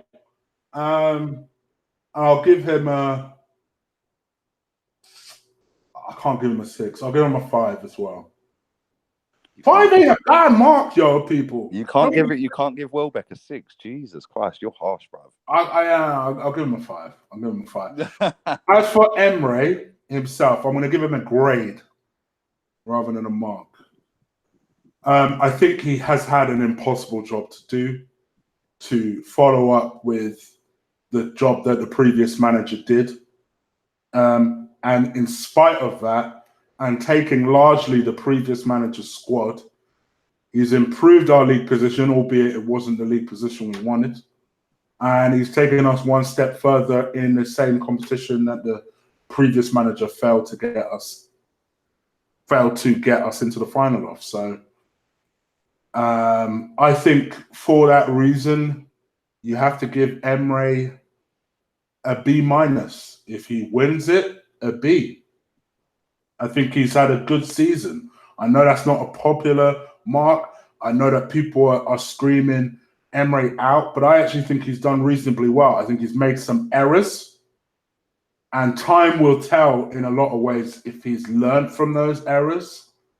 But I think based on the fact that today our season is still alive and we can achieve all the objectives we set out at the start of the season, hopefully to win something and to end up in the Champions League, we can do that in one game.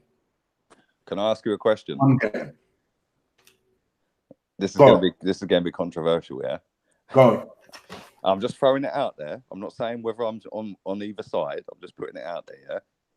If we win the Europa League, which is a tournament in Europe, would that outdo the previous manager? I knew you were going to ask me that. Considering he was a manager for 35 years and never won anything in Europe and only got to 2 finals, yeah, and lost them both. Naeem from the halfway line, yeah.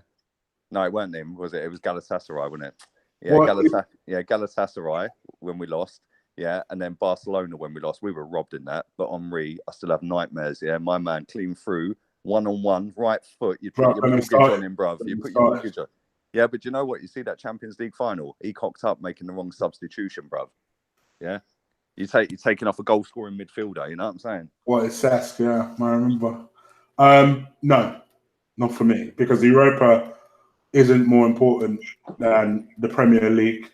I get why you're asking the question. I'm shocked you said that, yeah, because you know what, right? When we won the UEFA Cup, the Cup Winners' Cup, in '95, Alan Smith against Parma, yeah, right, that Parma team was mad, yeah, Brolin, Zola, and all them top players they had, yeah, right. When we won that, we were up against it. We were never expected to win it, yeah, right, and we obviously won it, right.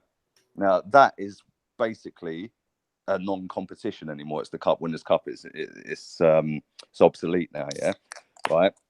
But the fact that this is our first European final, and it's not the big one, I get that, yeah, right. But it's our first European final for 13 years, right. It's 25 years since we won anything in Europe. My man could do that in one season with a dead team, bruv. Still, you're gonna hate best 11. You're gonna hate my answer, but I've got a response to this. But you're gonna hate it.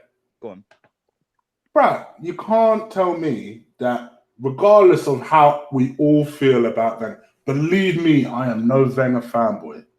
You said his name. I know. I'll donate later, right? Let's be real. You built the invincible team. True. It doesn't outdo a UEFA Cup achievement. Don't get it twisted. Winning. Let's call it the UEFA, but the Europa, right? Winning the UEFA Cup would be an amazing achievement for Emery, and it will really disgrace a lot of people that was screaming for Emery out, Emery out, Emery out, Emery out. Always a rubbish manager. It'd be an amazing achievement. Don't get me wrong, but I can't say it's outdone. Oh God, saying it again. Where's my pounds at? I can't say it's outdone Werner. I can't consciously say that. But I think it'd be no. I think you got me wrong. Yeah, like, listen, building 2 doubles. Yeah, building an Invincibles. Yeah, building a team that played so great football, like fantasy football. Yeah, right. Even when we went in to the whole season unbeaten and Paul Dickoff scored against us for Leicester. Yeah, right. You just knew we were coming back, bruv. Yeah, when we were, like I said, when we were losing to Middlesbrough, we're 3-1 down to Middlesbrough, and then we go bang, 4 goals in 5 minutes. Yeah, we play against Inter Milan at the San Siro. Christian Vieri loops one in, deflects off Sol. Yeah, right. We're going out, and then bang, yeah, 4 goals in 5 minutes. Yeah, you cannot take that stuff away. Yeah, what I meant by it is he never won in Europe, right? Yeah. I know he won doubles. Yeah. Oh, the bigger achievement in Europe, then yeah, obviously qualifying for Champions League every year. Yeah, that's cool, right? Yeah. But Tottenham qualified for it 4 times. They're in a final in 4 years. Yeah. In Europe. Sorry, I maybe I didn't miss. Not overall achievement. No way, bruv. Yeah. Listen, I can't stand the geezer, yeah, right? But he's one of our greatest managers. Let's be real. I don't think he is the greatest manager. That's a different debate. Yeah. But he is one of our best ever managers. Yeah. But his European record was dead. Yeah. So if Emery wins this, yeah, for me, that is the greater achievement in 1 season than qualifying for Champions League 20 years straight. 100%. Sorry, I misheard you. Yeah, I didn't mean it in terms of he's outdone his whole legacy. No, man. Yeah. 100%. Like you say, he's actually won something. Yeah. He's won something. You know, no one looks back. No one really will look back. Well, no, maybe they will. But no one in Europe gives a damn that Arsenal qualified for the Champions League for 20 years. No one gives a damn. Bruv, when you reproduce, bruv, yeah, with your lovely wifey and all that, yeah, right, and you go like 20 years down the road and go, do you know what, yeah, we lost the Champions League final in 2006. But you know what? I was alive when Alan Smith scored in off the post against Parma, yeah? Right? I was alive for that, yeah? We were up against all odds and we done them, right? Yeah. You remember that, yeah? You remember the Champions League loss because it hurts, yeah? We were 1-0 up. We were robbed. Lehmann should have stayed on the pitch, yeah? It should have been a penalty, free kick, whatever it was, yeah? We go 1-0 up with Big Sol and then bang, bang, yeah? Emery misses a couple of sitters. They score 2 in 2 minutes at the end, yeah? Right? And we were dead, right? But we then lose to Galatasaray with that team. We should have won, right? If he wins this competition, yeah, you will not be sat there in 20 years' time telling your kid, oh, yeah, we qualified for Champions League. We finished 4th 5 times. We finished 3rd 6 times. We finished 2nd a few times. And, we never won it. Yeah, you'd go, oh, that night in Baku. Yeah, no one remembers the journey. Everyone remembers the destination. Yeah, no one remembers the fact that people got there 20 years and Arsenal did this amazing. Cool. What did Arsenal do in all those times? What you mean in all those times they got to the final once? Yeah, in 22 attempts. Yeah, right. But listen, yeah, this is what I'm saying, right? When when the question comes up about Aaron Ramsey, yeah, about is he a legend? Isn't he a legend? Blah blah blah. Right. For me, he's not a legend, but he's an FA Cup legend. Yeah. And I will not sit there and tell my daughter in 10 years' time about, oh, yeah, well, we got to the quarterfinal and we qualified for Champions League a couple of times and we got knocked out by Man United and Lingard moonwalked. Yeah, right. I'll be sitting there going, yeah, I remember I was at Wembley when Aaron Ramsey scored the winning goal against Chelsea, who were record-breaking champions at the time, with a record amount of wins, a record amount of stats left, right and centre. and we battered them off the park that day, yeah, I'll remember that, yeah. And the same with this Baku final, right? If we win it, yeah, that'll go on forever, bruv, yeah? Because whether you think the Europa League is a dead tournament or not is irrelevant, right? For me, a European tournament is not irrelevant, right? The same as I did my stream yesterday about the FA Cup and the League Cup, yeah? Right? They are not dead competitions, right? They're not. But people disregard them because managers previous have said fourth is a trophy, yeah? The FA Cup's bigger than fourth place. I don't care about fourth place. It's third loser. What I do care about is Aaron Ramsey scoring against Chelsea to win us another cup. Yeah, I'll never forget that. Yeah, whether I think Aaron Ramsey's any good or not is irrelevant. Yeah, I will never forget their memories, and that is what football and supporting a club is all about. It's all about the memories. Yeah, and it's all about I know where I was when Aaron Ramsey scored that goal. I know where I was when he scored the winner against Hull. Yeah, I know where I was when Alan Smith scored that goal against Parma. Yeah, who cares about fourth? Yeah, do you know what I'm saying? This is what I'm trying to say, and I'm not trying to mug Wenger off. I said his name. Yeah, I'm not trying to mug him off. Yeah, right? Because listen, he done fantastic things for Arsenal. Yeah, but what I'm trying to say is, if Emery wins that Europa League, whether it's the second tier competition or not, is irrelevant. Yeah, it is a tournament in Europe where we have been pony for most of our history. Yeah. For the teams we've had over the years, we have failed in Europe, yeah, massively, right?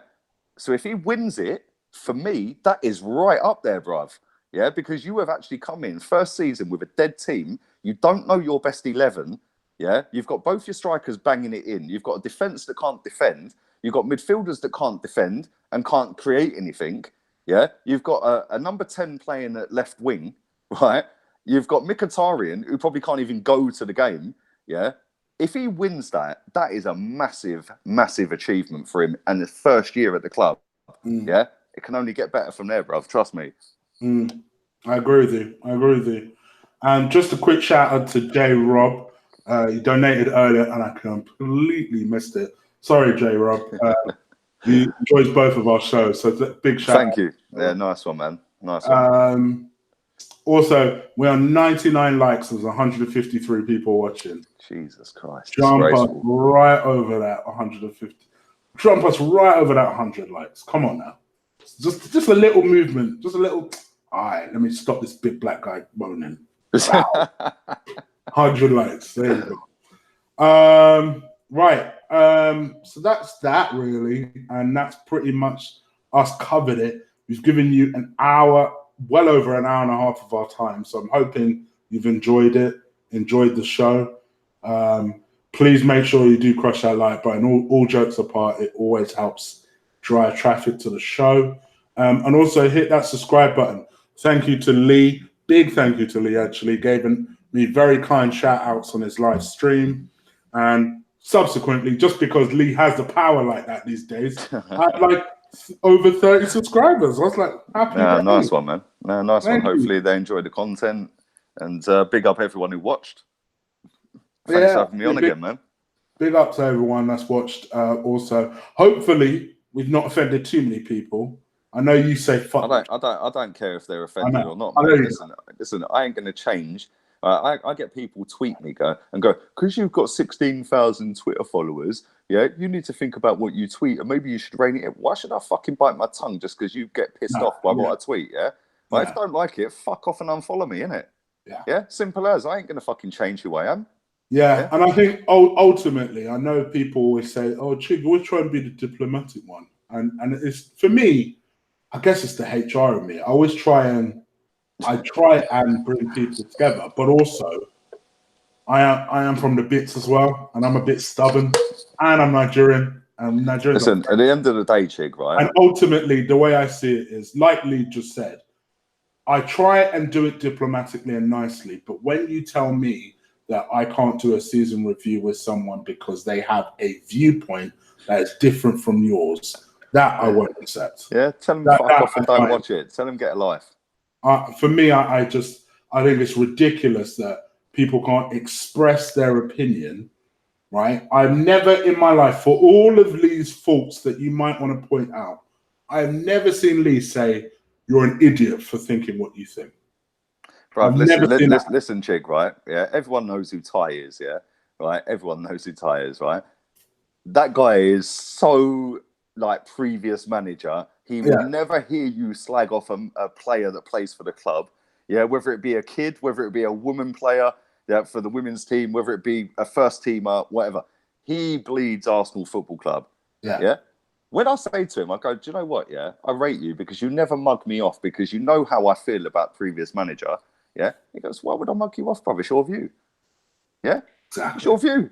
Yeah. He goes, as long as you're not like causing any dramas over it in terms of getting deep on him. Yeah. He goes, it's your opinion, isn't it? Yeah. I've never understood, and I said this right at the beginning of the stream, right? I've never understood why people get so triggered by somebody they've never met and don't know, like their opinion. Yeah. Scroll past a tweet. I never asked 16,000 people to follow me. Yeah. There's a reason they follow me. A lot of them follow me just to hate. Yeah. So cool. Your ass is getting muted, You bruv. really Yeah. do have that group. Yeah. Yeah. Them lot get muted, bruv. Yeah. I've got a little hate crowd, bruv. Yeah. But it's free promotion. It's free marketing. Oh, I'm Bruv. with So let you. them I've crack got a on. Yeah. block party as Yeah. well. They're all in It's the free marketing, VIP bruv. area of the Yeah. block party. Don't And the worry. funny thing is, I don't see any of these people all season. Yet, as soon as the season ends, they start getting mouthy again. Yeah, yeah. I'd rate them more if they come and stuck it on me on the game. You know what I'm saying? Yeah, but they don't. They wait till the season ends and then mouth off again, right? But listen, I don't care whether you like me. I don't care whether you like my view. Yeah, you do not see me sat on my Twitter account or my YouTube, yeah, or my Instagram actively digging people out. Yeah, I don't see a tweet and go, do you know what? I'm going to rip him apart. I am going to try and troll that guy because I don't care. It's your opinion. Yeah, people go at me all the time, right? And then when I bite, people go, oh, you got an agenda. No, I'm putting my opinion out. Everyone's replying to it. I replied to a couple of people, and all of a sudden it's, oh, you speak about that player all the time. Fuck off, man. Yeah, remember you watch me. I don't watch you. Yeah, end of. Yeah, if you've got a fucking issue with it, don't watch. But no, you won't because you've got nothing better to do. And that's the thing. For me, I don't have any agenda. People say, oh well, you protect or you defend Iwobi because he's your country. You don't. I protect him more than you. You've heard Lee say I was harsh over Iwobi just now. But to me, I don't like bullshit. I don't like contradiction.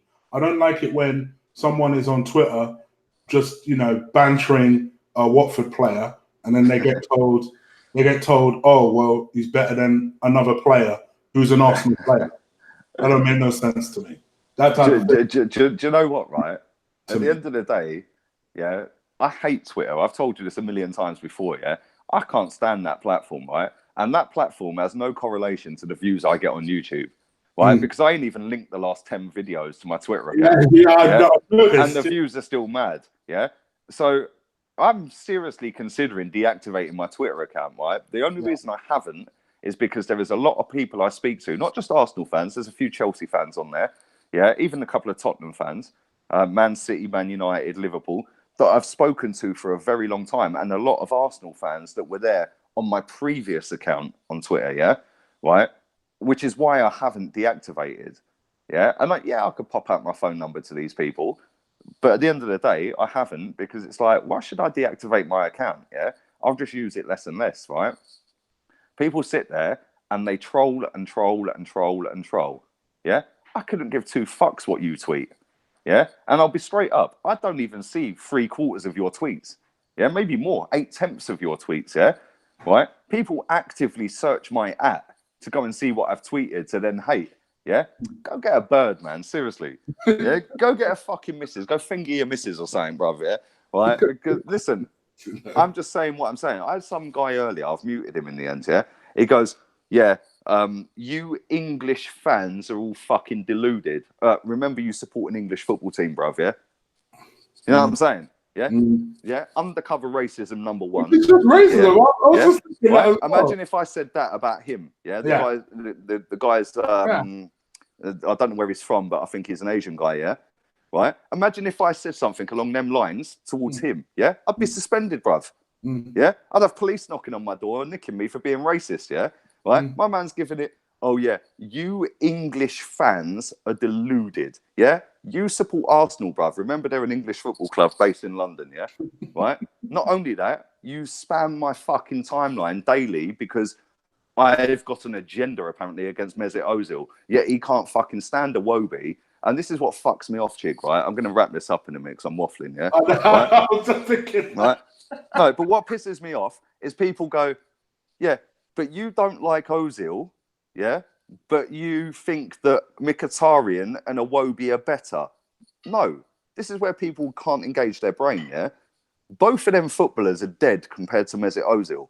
But this is what I'll say, yeah? I do not expect Alex Iwobi or Mkhitaryan to go on that football pitch and fucking turn miracles, bruv, yeah?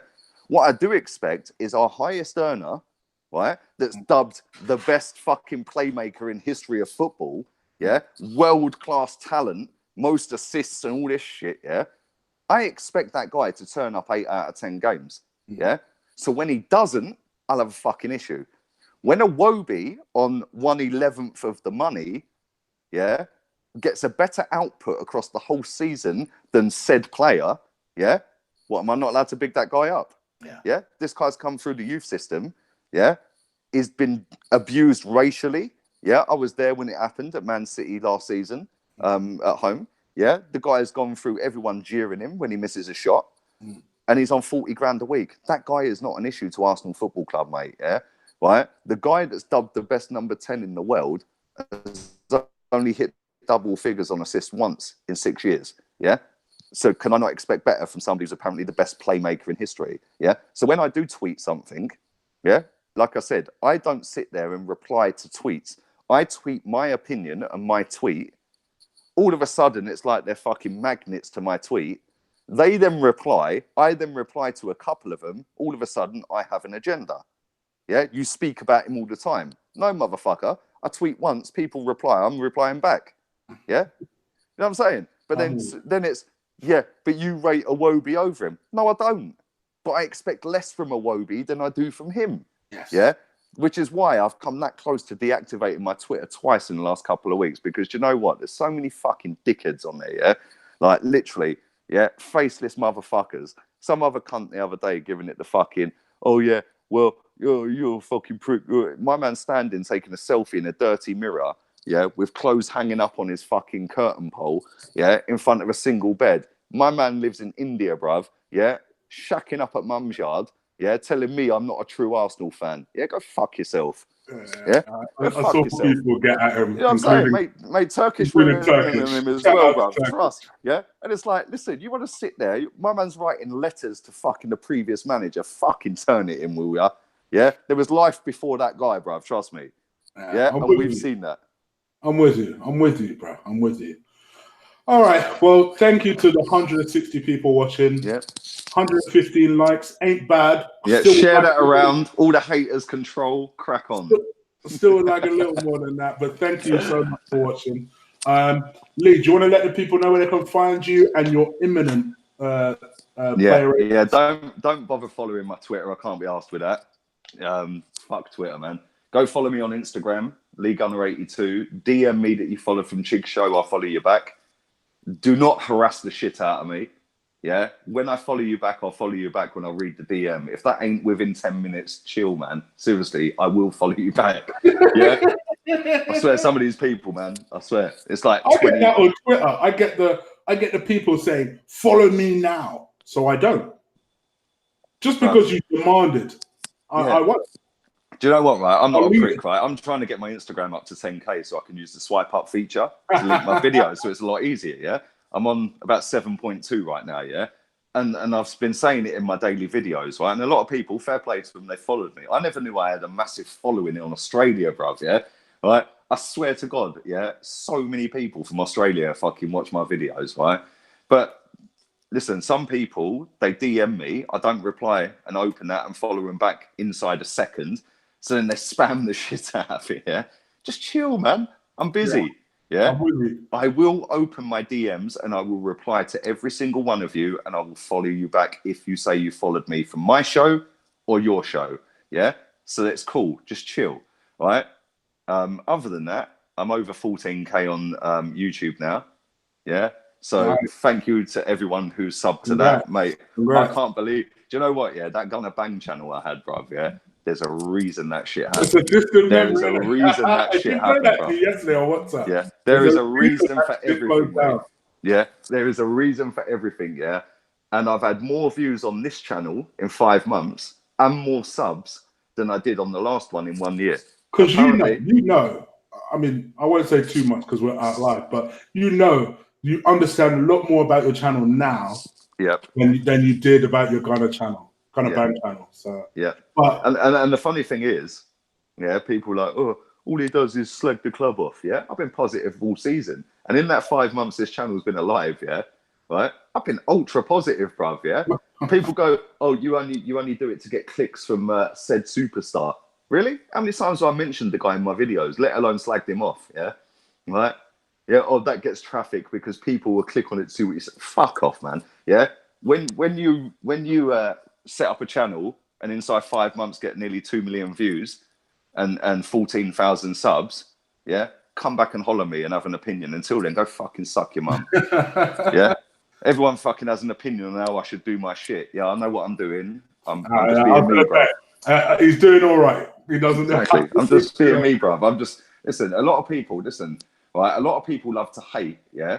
But they hate because it makes their life feel better because their life is shit.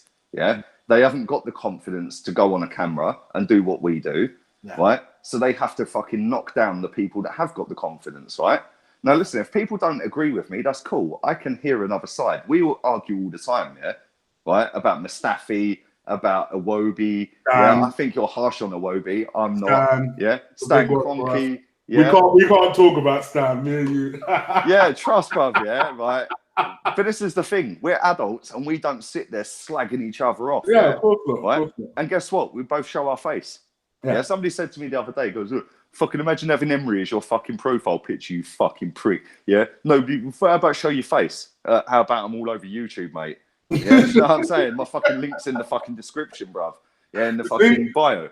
You see, people. This is why I didn't want to drink too much because this type of this shit. Is why I was drinking Foster's and not Stella, bro. Because at this point, yeah, if I've been going in on the Stella, bro, this channel would have been dead, bro. Yeah, it would have been deactivated.